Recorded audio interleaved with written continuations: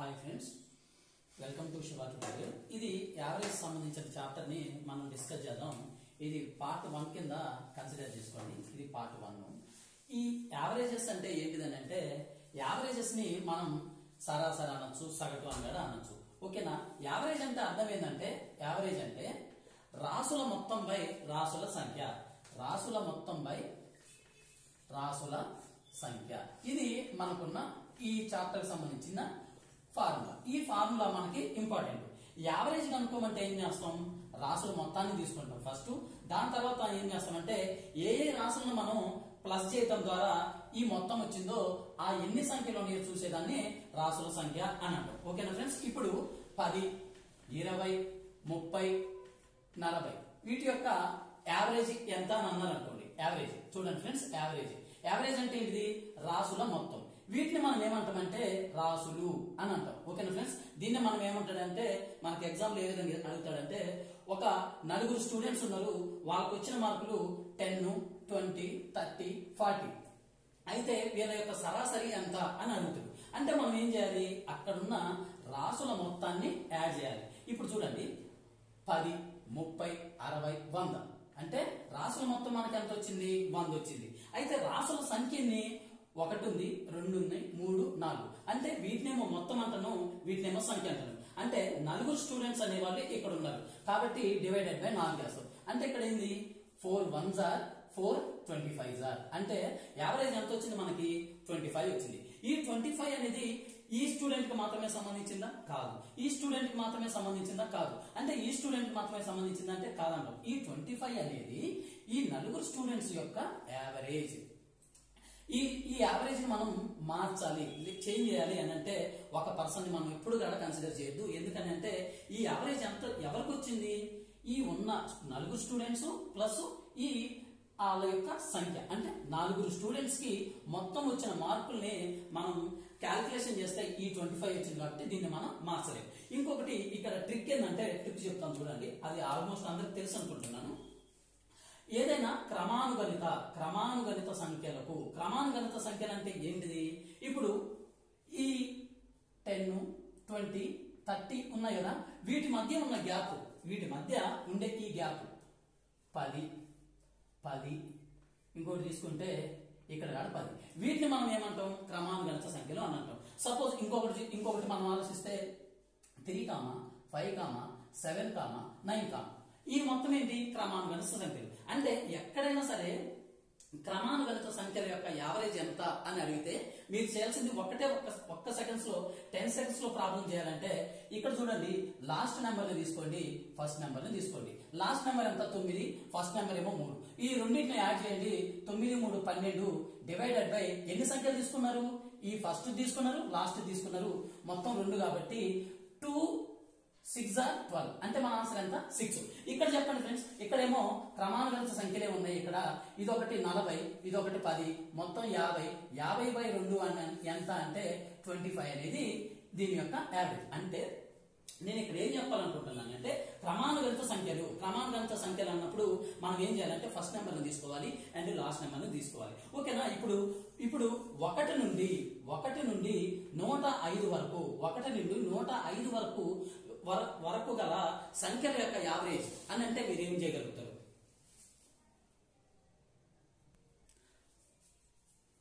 అంటే 1 అనేది 1 నుంచి అంటే మనం ఏమని రాసుకుంటాం? 1 ప్లస్ 2 ప్లస్ 3 ప్లస్ 4 ప్లస్ అని సోన్ 105 వరకు రాస్తాం. అంటే వీటి యొక్క యావరేజ్ మనం కనుక్కోవాలంటే 1, 2, 3 అని ఆ విధంగా మనం ఏం చేయొద్దు? యాడ్ చేయొద్దు. ఏం చేయాలి? ఇవి క్రమానుగణిత సంఖ్యలా? ఎస్, క్రమానుగణిత సంఖ్యలు కాబట్టి మనం ఏం చేయాలంటే ఫస్ట్ నెంబరు 1, లాస్ట్ నెంబరు 105, ఈ రెండింటిని యాడ్ చేసి ఎన్ని నెంబర్లు తీసుకున్నా? 2 రాసున్నా కదా తీసుకుంది.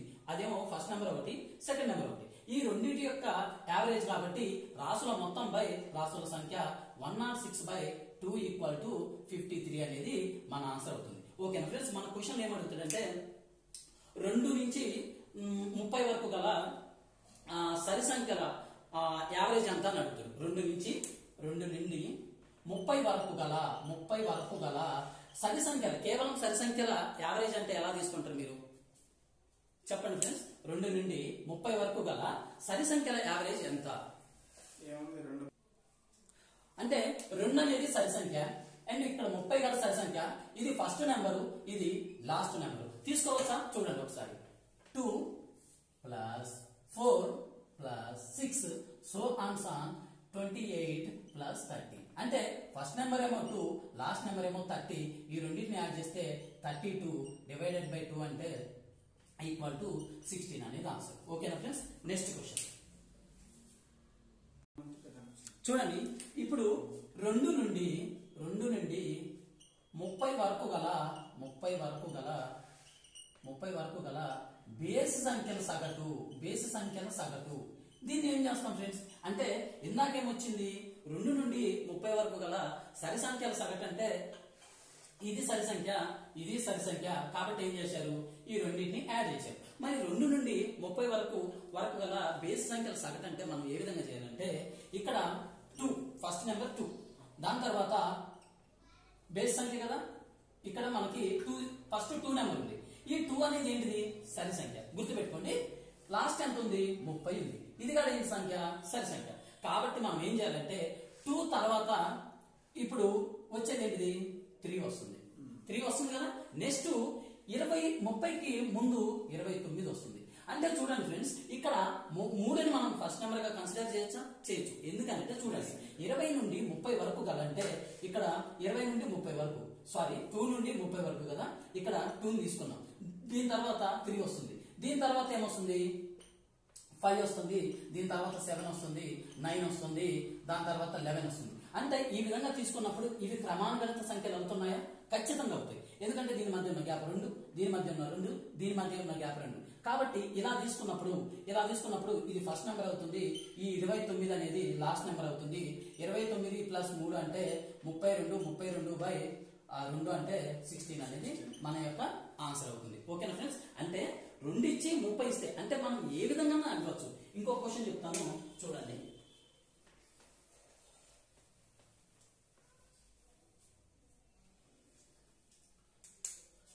3 నుండి 31 వరకు గల సరి సంఖ్యల సగటు. 3 నుండి 31 వరకు గల సరి సంఖ్యల సగటు ఏమని చెప్తాం ఫ్రెండ్స్? దీని ఆన్సర్ చెప్పండి. అంటే ఈ ఫస్ట్ నెంబర్ ఏంటిది? 3. ఈ 3 మనం కన్సిడర్ చేయొచ్చా అంటే కన్సిడర్ చేయలేం. ఎందుకు? మనల్ని అడిగింది ఈవెన్ నెంబర్స్. ఈవెన్ అంటే సరి సంఖ్యలు కాబట్టి. ఇప్పుడు 3 తర్వాత వచ్చేది ఏంటిది? 4. చూడండి ఈ 31ని దాటి మనం వెళ్ళొచ్చా? ఎప్పటికీ వెళ్ళకూడదు. ఎందుకంటే ఇక్కడ మెన్షన్ చేశాడు 31 వరకు గల అని. అంటే ఈ 31 ఏంటిది? బేసి సంఖ్య. కాబట్టి దీనికి ముందు ఉన్నది ఏంటిది? సరి సంఖ్య. అదేంటిది? 30. కాబట్టి ఇది ఫస్ట్ నెంబరు, ఇది లాస్ట్ నెంబరు బై 2 చేస్తే మనకు 34/2 అంటే 17 అనేది మన ఆన్సర్ అవుతుంది. ఓకేనా ఫ్రెండ్స్? ఈ విధంగా క్వశ్చన్స్ రావచ్చు.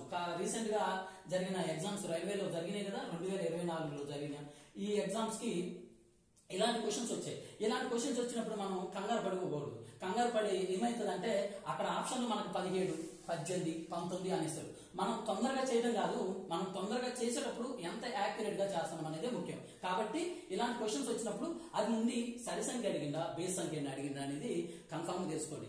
సరి సంఖ్య అడిగితేనేమో ఇక్కడ సరి ఉందో లేదో చెక్ చేసుకోండి, లాస్ట్ లో సరి సంఖ్య ఉందో లేదో చెక్ చేసుకోండి. ఓకేనా ఫ్రెండ్స్? ఇప్పుడు ఇదే క్వశ్చన్ నేను మార్చేస్తున్నాను చూడండి.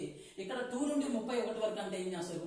ఫస్ట్ ఇది ఏం తీసుకుంటారు? 2 తీసుకుంటారు. మరి లాస్ట్ ఏముంది? బేస్ సంఖ్య ఉంది. కాబట్టి మనం బేస్ సంఖ్యను తీసుకోకూడదు. కాబట్టి దీనికి ముందున్న సంఖ్య ఏంటంటే 30. కాబట్టి ఈ రెండింటిని యాడ్ చేస్తే 32 అవుతుంది. 32/2 అంటే 16 అనేది మన యొక్క దీని యొక్క 2 నుండి 31 వరకు గల సరి సంఖ్యల యావరేజ్ అనేది అవుతుంది. ఓకేనా ఫ్రెండ్స్?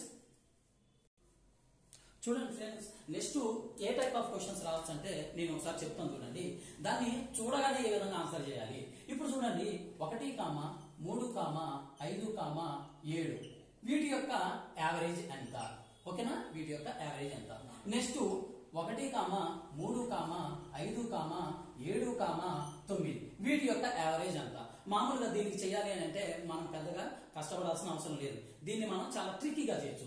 ఇక్కడ ఉన్న సరి సంఖ్య, ఇక్కడ ఉన్న చూడండి ఇక్కడ ఎన్ని నెంబర్స్ ఉన్నాయి? 1, 2, 3, 4 అంటే సరి సంఖ్యకు సంబంధించిన నెంబర్ ఉన్నాయి. చూడండి సరి సంఖ్య కాదు నేను అంటుంది, సరి సంఖ్యకు సంబంధించిన అంటే ఒక నెంబర్ ఉంది అంటే మీకు అర్థం కావడానికి చెప్తాను. నలుగురు స్టూడెంట్స్ ఉన్నారు, వాళ్ళకి వచ్చిన మార్కులు 1, 3, 5, 7. ఓకేనా? 1, 3, 5, 7 ఈ నలుగురు స్టూడెంట్స్ కి వచ్చిన మార్కులు. ఓకేనా? ఇక్కడ 5గురు స్టూడెంట్స్ ఉన్నారు. 5గురు అంటే ఏంటిది? అది 5 అనేది ఏం నెంబరు? Base number. ఓకేనా? అయితే ఇక్కడ చూడండి, దీని యొక్క యావరేజ్ ఫైండ్ అవుట్ చేయాలంటే ఇప్పుడు ఏమని అడుగుతాడు? ఒక 5గురు స్టూడెంట్స్ ఉన్నారు, వాళ్ళకి వచ్చిన మార్కులు 1, 3, 5, 7, 9 వీటి యొక్క యావరేజ్ ఎంత అని అంటే కళ్ళు మూసుకొని చెప్పచ్చు 5 అని. ఓకేనా ఫ్రెండ్స్? 5 అనేది మన యొక్క యావరేజ్ అవుతుంది. ఎందుకు? ఇప్పుడు 1, 2, 3 ఈ ఒక 3 స్టూడెంట్స్ ఉంటారు. ఈ 3 స్టూడెంట్స్ లో మధ్య వాళ్ళని మనం ఏమని తీసుకుంటాం? ఇక్కడ 2 తీసుకుంటాం. ఎందుకనంటే ఇటొకడు పోయిండు, ఇటొకడు పోయిండు, వీడి మధ్యలో మిగిలిండు. అలానే ఇక్కడ చూడండి, ఇక్కడ 5గురు స్టూడెంట్స్ ఉన్నారు. 5గురు స్టూడెంట్స్ ఉన్నప్పుడు ఇటు ఒకడు వెళ్ళిపోయాడు, ఇక్కడ ఒకటి వెళ్ళిపోయాడు, ఇక్కడ ఒకటి ఇటు నుంచి ఒకటి వెళ్ళిపోయాడు, ఇటు నుంచి ఒకటి వెళ్ళిపోయాడు, మిగిలింది ఈడు. కాబట్టి వీళ్ళ 5గురికి కరెక్ట్ గా మిడిల్ లో కూర్చున్నాడు. అయితే ఇక్కడ మీరు గమనించాల్సిన పాయింట్ ఏంటంటే ఇవి క్రమానుగణిత సంఖ్యలై ఉండాలి. ఓకేనా? క్రమానుగణిత సంఖ్యలై ఉండాలి. మరి సరే, బేస్ సంఖ్య కాబట్టి మిడిల్ నెంబర్ తీసుకున్నాం. మరి ఈ సరి సంఖ్యలకు సంబంధించిన నెంబర్, ఇప్పుడు ఈ సరి సంఖ్యలకు సంబంధించిన నెంబరు మనం ఏ విధంగా కన్సిడర్ చేస్తాం? కన్సిడర్ చేసేటప్పుడు మనం ఏం చేయాలి? ఫస్ట్ నెంబర్ లాస్ట్ నెంబర్ తీసుకున్నా మనకు ఆన్సర్ వస్తుంది. ఎందుకు వస్తుంది? ఇవి క్రమానుగణిత సంఖ్యలు. అయితే ఈ రెండింటిని ఈ 3, 5 ఈ 8 అవుతుంది కదా. 8/2 ఎంత అవుతుందంటే 4. అంటే సరి సంఖ్యకు సంబంధించిన ఈ నలుగురు స్టూడెంట్స్ ఉన్నారని చెప్పాను కదా, ఆ నలుగురు అనే సంఖ్య ఏంటిది? సరి సంఖ్య. 5గురు స్టూడెంట్స్ అనేది బేస్ సంఖ్య. కాబట్టి ఈ నలుగురు ఉన్నప్పుడు మనం ఏం చేయాలంటే ఇటోకలను వదిలిపెట్టాలి, ఇటోకలను వదిలిపెట్టాలి. ఈ ఇద్దరిని మనం కన్సిడర్ చేయాలి. 3 + 5 8, 8/2 = 4. ఈ రెండింటిని చేసినా మనకి ఆన్సర్ అనేది వస్తుంది. రీసెంట్ గా టెక్నీషియన్ గ్రేడ్ 3లో చూడండి ఫ్రెండ్స్, టెక్నీషియన్ గ్రేడ్ 3లో వచ్చిన క్వశ్చన్ మీకు ఒకటి చెప్తాను చూడండి. 20 తర్వాత గల 5 ప్రధాన సంఖ్యల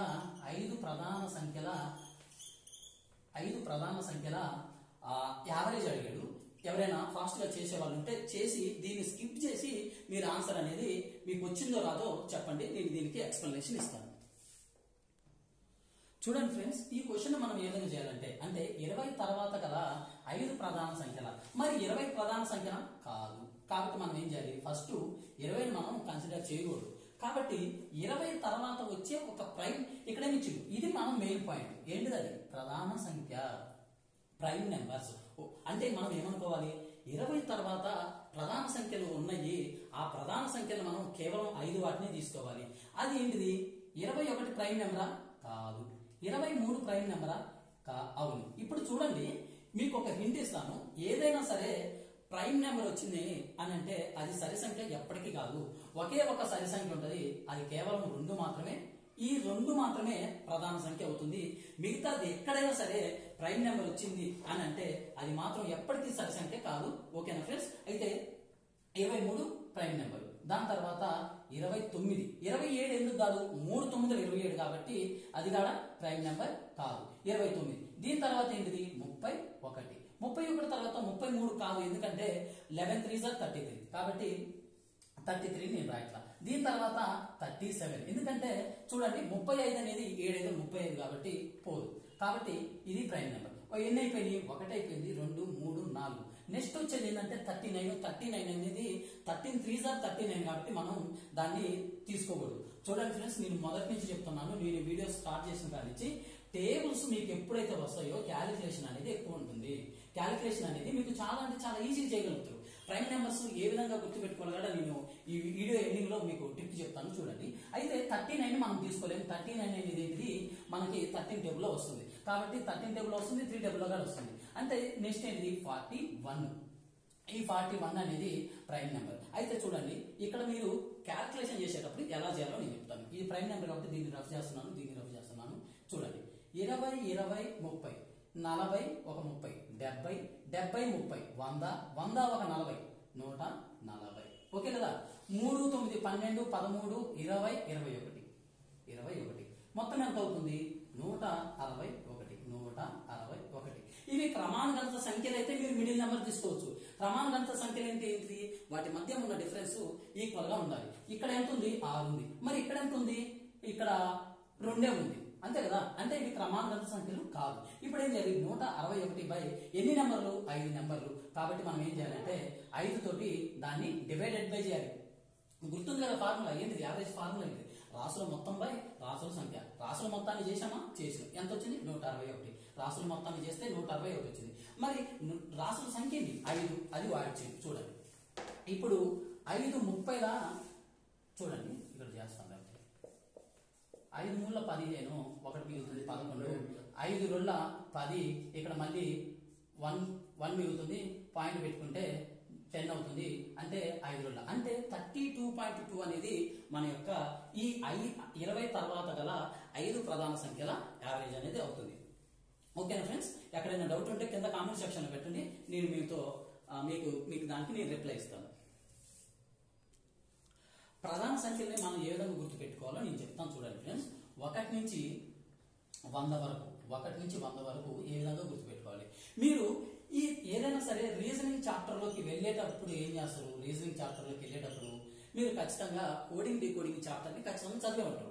ఆ కోడింగ్ డీకోడింగ్ లో డి అంటే 4 అని తెలుసు మీకు, బి అంటే 2 అని తెలుసు, సి అంటే 3 అని తెలుసు, ఎఫ్ అంటే 6 అని తెలుసు, జి అంటే 7 అని తెలుసు. సంథింగ్ తెలుసు కదా? ఏ నుంచి జెడ్ వరకు మొత్తం 26 లెటర్స్ ఉంటాయని మీకు తెలుసు. దీన్ని బేస్ చేసుకొని నేను ఇప్పుడు వాటిని ఏ విధంగా గుర్తుపెట్టుకోవాలనేది చాలా ఈజీగా చెప్తాను. చూడండి ఫ్రెండ్స్, ఓకేనా? ఇప్పుడు చూడండి, ఇప్పుడు మన కోడ్ ఏంటంటే కోడ్ ఇది గుర్తుపెట్టుకునే దాని కోడ్ డి